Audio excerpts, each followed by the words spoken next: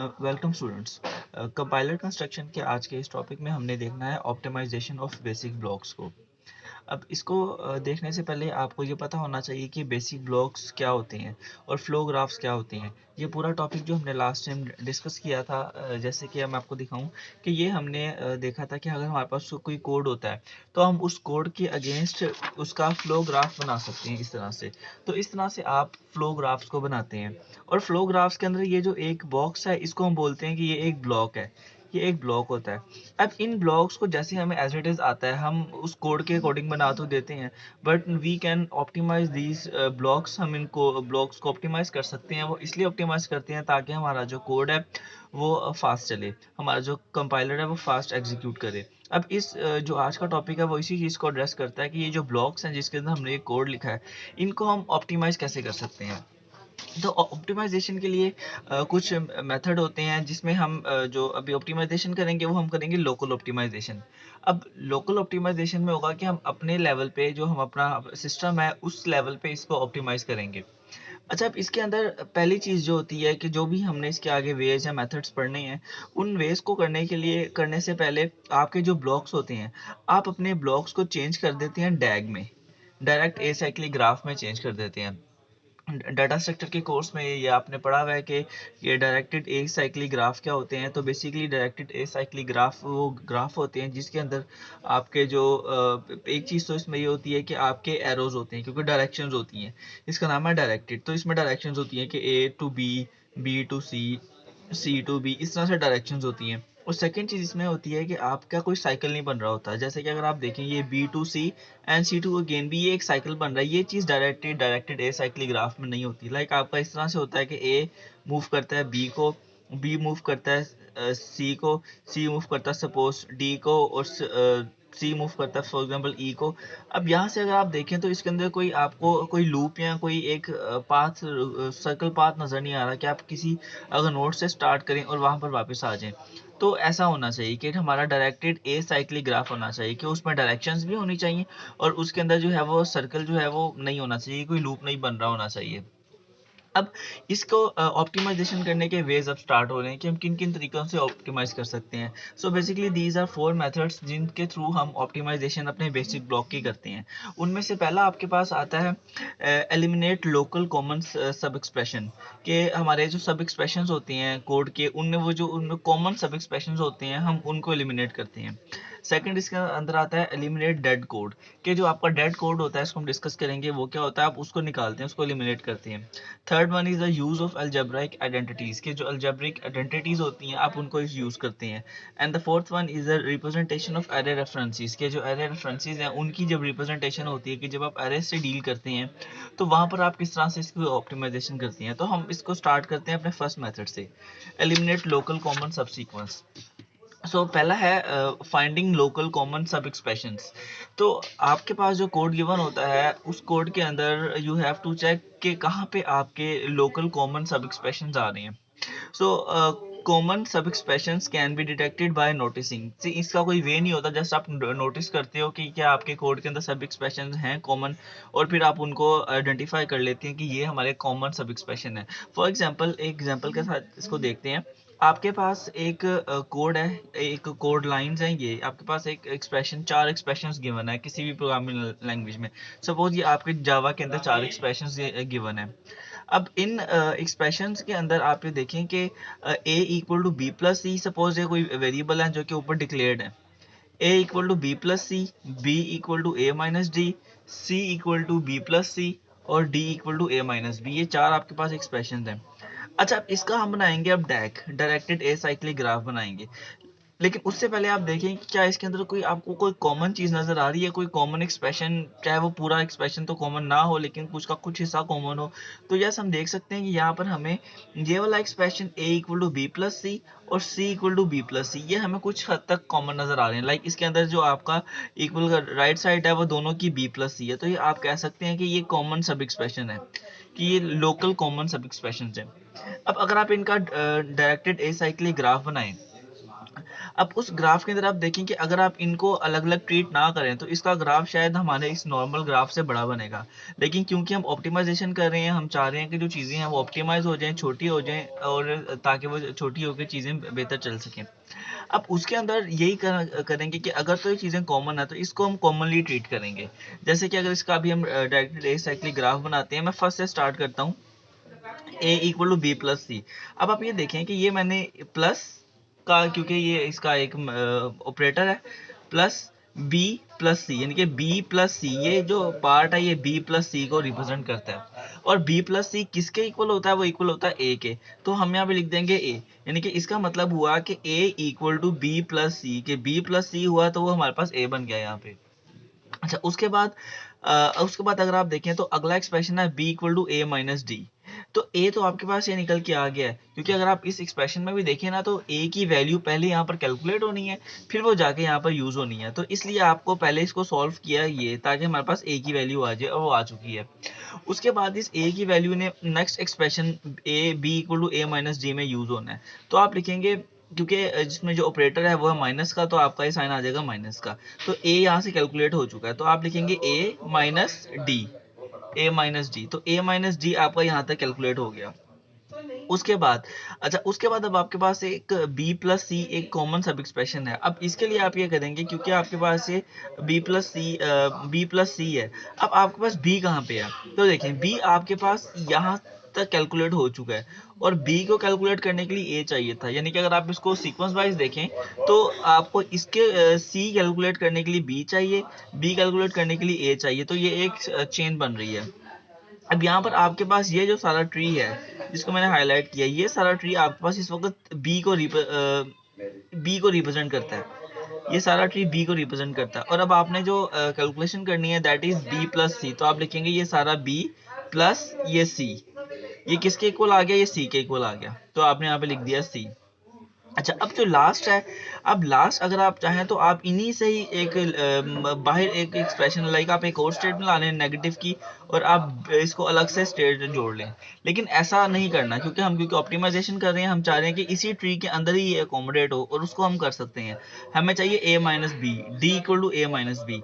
तो ये है आपके पास जो ए आया है वो आपके पास सारा आ गया ये वाला, ये। तो अब आप यहाँ पे लिख देंगे a माइनस, अगर आप d करेंगे तो a माइनस बी से आपके पास यहाँ पर d भी कैलकुलेट हो जाएगा। यानी कि अगर आप इसको अब ऑन द होल देखें तो ये a माइनस बी अगर आप करेंगे तो अब आपके पास यहाँ पर d भी कैलकुलेट हो रहा है। तो असल में ये जो स्टेट है ये आपके पास b और d दोनों को रिप्रेजेंट कर रही होती है।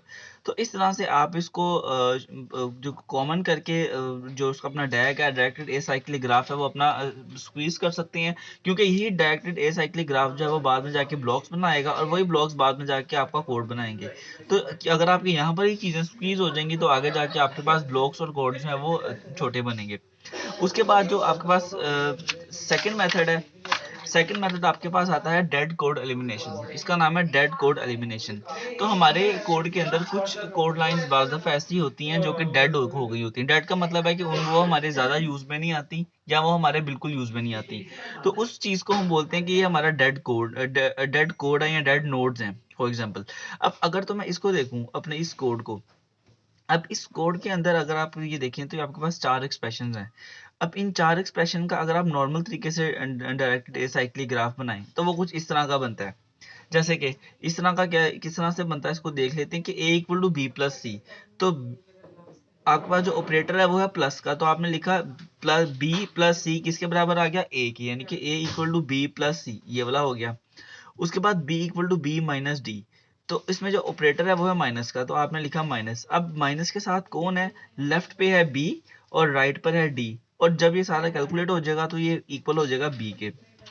उसके बाद c equal to C plus D. अब आपके पास ऑपरेशन है, ऑपरेटर है प्लस का, तो आपने लगा दिया प्लस। अब प्लस के लेफ्ट साइड पर है सी, तो इसका लिंक आपने जोड़ दिया सी के साथ, और राइट साइड पर है डी, तो इसका लिंक आपने जोड़ दिया डी के साथ, और कैलकुलेट होने के बाद किसके इक्वल बन गया? सी के, तो वो ये इधर आ गया। उसके बाद आपके पास है E equal to B plus C. Operation है प्लस का, तो आपने यहाँ पे लगा दिया प्लस, क्योंकि ये चीज बीच में अकोमोडेट नहीं हो सकती थी, वरना हम इसको कर देते। लेफ्ट साइड पर आपके पास बी जो ये कैलकुलेट होके आ रहा है, और राइट साइड आपके पास है सी। तो ये सारा किसके बराबर हो जाएगा, ई के। तो यानी कि जो आपके ये वाली जो चीजें होती है ना इक्वल के लेफ्ट साइड पर, आप देखें कि ये आपके डैग के नोड्स बन गए हैं। यानी कि ये देखें आपके पास ये ए है, ये बी है, ये सी है और ये ई है। तो जो आपके पास लेफ्ट साइड पर जितनी भी चीजें हैं वो आपके इसके नोड्स बन गए हैं। अब यहाँ पे सपोज करें कि आपका जो ये वाली लाइन है और ये वाली लाइन है, यानी कि जो सी और डी है ये डेड कोड है, ये आपके पास डेड कोड है।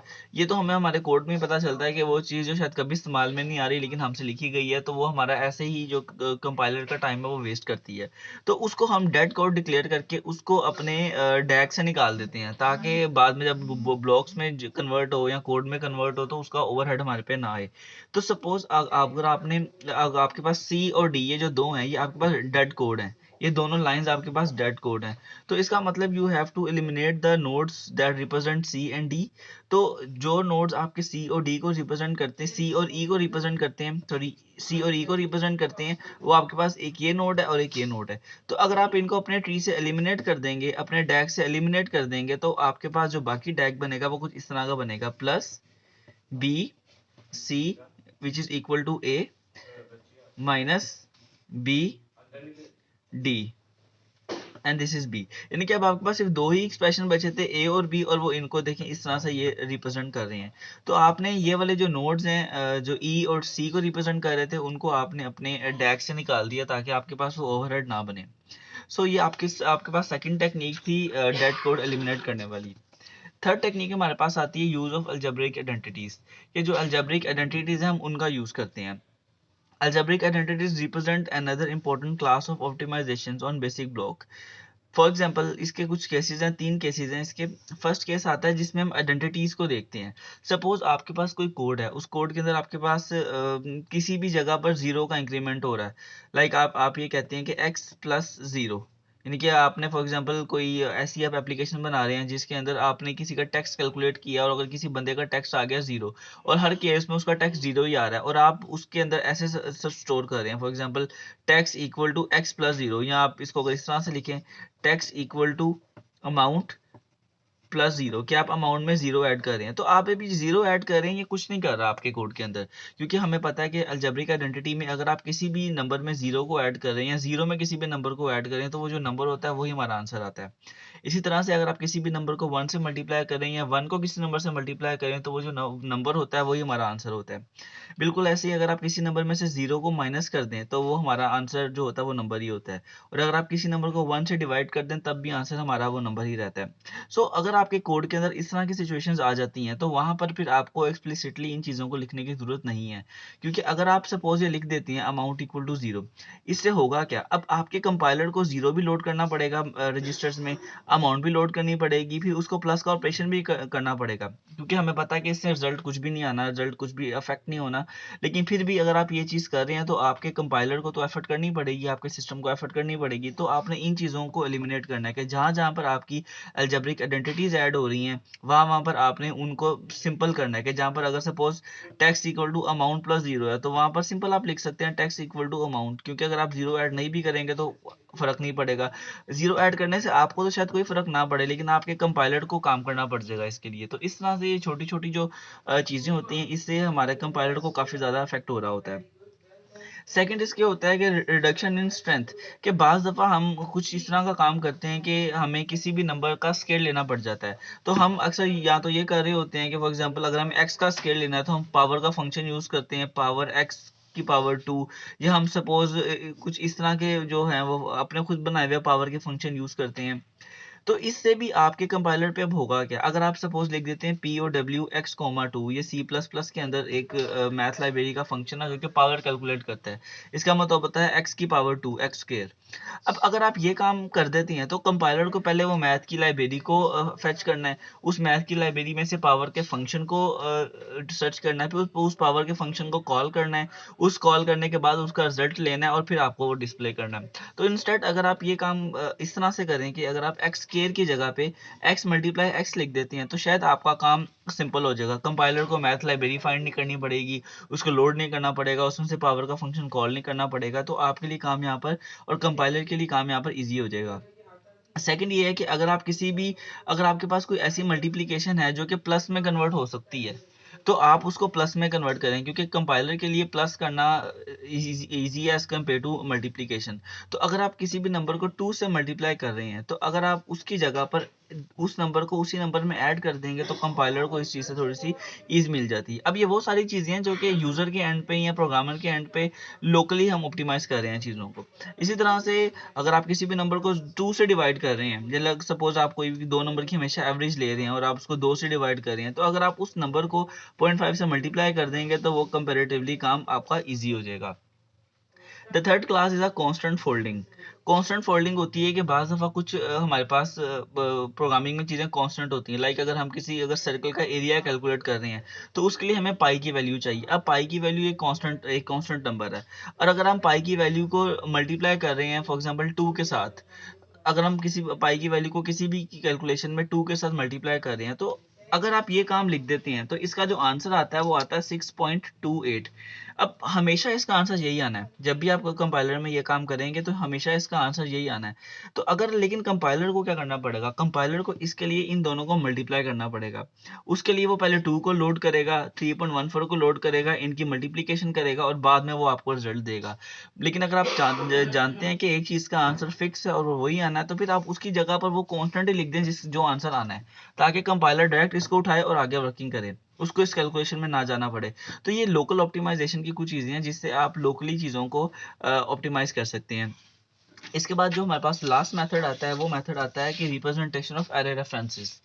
कि जो हमारे अगर हम कभी एरे यूज़ करते हैं, एक हमें देखने में तो ये लगता है कि अगर हम ये लिखें a इक्वल टू बी, या हम ये लिखें a equal to A R R of I, तो हमें लगता है कि दीज आर सेम थिंग्स। लेकिन कंपाइलर के लिए ऐसा नहीं होता, क्योंकि यहाँ पर हो तो लॉजिकली सेम चीज़ रही है कि हम एक लेफ्ट की वैल्यू को राइट की वैल्यू में ऐड कर रहे हैं।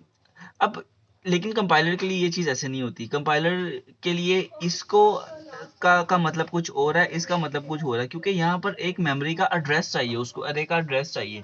तो अगर कभी हमें इस तरह की चीज़ें नज़र आएँ जहाँ पर कुछ अरे रिप्रेजेंटेशन हो, तो वहाँ पर हम देखते हैं कि जब हम अपना डैग बना रहे होते हैं तो उस डैग के अंदर किस तरह से चीज़ें चेंज होती हैं। सपोज मेरे पास ये कुछ स्टेटमेंट्स हैं। अब वो स्टेटमेंट से कहती हैं कि x equal to A of I. आप सपोज कर लें जो a है ना, वो कोई अरे है, वो कोई अरे है, और ये सारे वेरिएबल्स हैं x और y। x equal to A of I, इसका मतलब है कि a के ith इंडेक्स पे जो चीज़ पड़ी हुई है, जो वैल्यू पड़ी हुई है, वो x में स्टोर हो जाए। a of j equal to y का मतलब है कि जो आपकी y में चीज़ पड़ी हुई है, वो आपके a ऑफ j में यानी कि एरे के अंदर स्टोर हो जाए, मुख्तलिफ चीज़ है। और थर्ड आपकी स्टेटमेंट है कि जो a ऑफ i में चीज़ पड़ी है, वो आपकी z में स्टोर हो जाए। तो ये कुछ आपकी एलोकेशंस हैं जो कि राइट साइड की चीज़ों को लेफ्ट साइड की चीज़ों में मैप कर रही हैं। अब यहाँ पर अगर आप इसका डैग बनाएंगे तो ज़रा देखें डैग बनाते हुए क्या होता है। फर्स्ट अगर आप इसको एक्सप्रेशन को लें जो है x equal to A of I, यानी कि एरे के ith इंडेक्स पे जो चीज़ पड़ी है, आप उसको x वेरिएबल में एलोकेट करेंगे। अब यहाँ पर अगर आप देखें तो a ये आ गया, a और i ये आ गया, यानी कि a और i को मिला के ही हमें x से चीज़ मिलेगी ना। तो a के i इंडेक्स पे जो चीज़ पड़ी हुई है वो आपके कहाँ पर आ गई, वो आपके आ गई x के अंदर आ गई। यानी कि अगर आप इसमें देखें तो ये लिखा हुआ है इक्वल ये इंडेक्स ब्रैकेट्स। इसका मतलब है कि आपकी कोई भी चीज़ जो है ना वो वेरिएबल के अंदर स्टोर हो रही है, यानी कि अरे से वेरिएबल के अंदर स्टोर हो रही है। तो a ऑफ i, a के i इंडेक्स में जो चीज़ पड़ी हुई है उसको स्टोर करवा दो इस x के अंदर। ठीक है, हो गया। उसके बाद अगली स्टेटमेंट इसका रिवर्स है, वो हमारे एक नंबर को अरे के इंडेक्स पे स्टोर करवा रही है। तो उसके लिए जो आपका एक नोड बनेगा वो इस तरह का नहीं बनेगा, वो नोड बनेगा इस तरह का। यानी कि इसका मतलब है कि जो कोई वैल्यू है ना, उस वैल्यू को इंडेक्स में स्टोर करवाना है। इसका मतलब था कि इंडेक्स से वैल्यू में स्टोर करवाना है। अब आपकी वैल्यू है y, जो कि है ये। अब इस y वैल्यू को कहाँ पे स्टोर करवाना है, a ऑफ j में। तो अब आपका जो अरे का a ऑफ j इंडेक्स है, a ऑफ j इंडेक्स है, suppose a of j index है, उसकी जगह पर आप इस y की वैल्यू को स्टोर करवा देंगे। अब नेक्स्ट आपके पास आती है वही चीज़ जो आपके पास इधर है। ये हम शायद ये भी इस तरह से भी देख सकते हैं, जो हमने फर्स्ट अपने उसमें जो इसका वे था उसके अंदर देखा है कि जब आपका जो कॉमन आपको अगर कोई सब सीक्वेंस सब एक्सप्रेशन मिल जाता है, कोई चीज़ कॉमन मिल जाती है, तो फिर उसके अंदर आप चीज़ें चेंज करते हैं। जैसे कि आपकी ये वाली स्टेटमेंट और ये वाली स्टेटमेंट बिल्कुल सेम है, इसमें भी आपको a ऑफ i का ये एड्रेस चाहिए। तो उसके लिए भी ऐसे ही होगा कि a ऑफ i में जो चीज़ पड़ी हुई है उसको आपने स्टोर करवा देना है z में। तो ए ऑफ आई में जो चीज़ पड़ी उसको आपने स्टोर करवा देना है जी में। अब जब ये काम होगा ना तो इस काम के नतीजे में आपके पास जो ये नीचे वाली स्टेटमेंट है ये किल हो जाएगी। क्यों किल होगी? क्योंकि इन दोनों ने आपको सेम रिजल्ट देना है। अगर आप बाद में एक काम कर रहे हैं और उस काम को आप जी में स्टोर करवा रहे हैं तो आप उसको बाद में इजीली एक्स में स्टोर करवा सकते हैं। मतलब आपको दोबारा से अरे के इंडेक्स को उठा के ना तो एक्स में रखवाना है ना जी में रखवाना है। अगर आप उसको एक दफ़ा जी में रखवा रहे हैं तो आप फिर पहले वाले को किल कर दिए। इसका और वे ये भी हो सकता है कि आप उसको बाद वाली जनरेट ना करें कि अगर पहले वाली एक्स है और दोबारा उसी तरह की चीज़ आ रही है तो आप उसको कहें कि ये जो एक्स है ना यही जी में कन्वर्ट हो जाएगा, हमें दोबारा एरे के इंडेक्स नहीं उठाने। तो क्योंकि अगर आप डबल काम करेंगे तो कंपाइलर को भी ऑफ कोर्स ज़्यादा काम करना पड़ेगा। इस तरह से जो कंपाइलर होगा वो आपकी चीज़ों को स्लो करनी शुरू कर देगा। तो ये छोटी-छोटी कुछ चीज़ें हैं जो हमारे लोकल एंड पे होती हैं, हमारे प्रोग्रामर एंड पे होती हैं कि हम उन चीज़ों को अगर अवॉइड करें तो हमारी जो कंपाइलर की ऑप्टिमाइज़ेशन है वो बेहतर हो सकती है।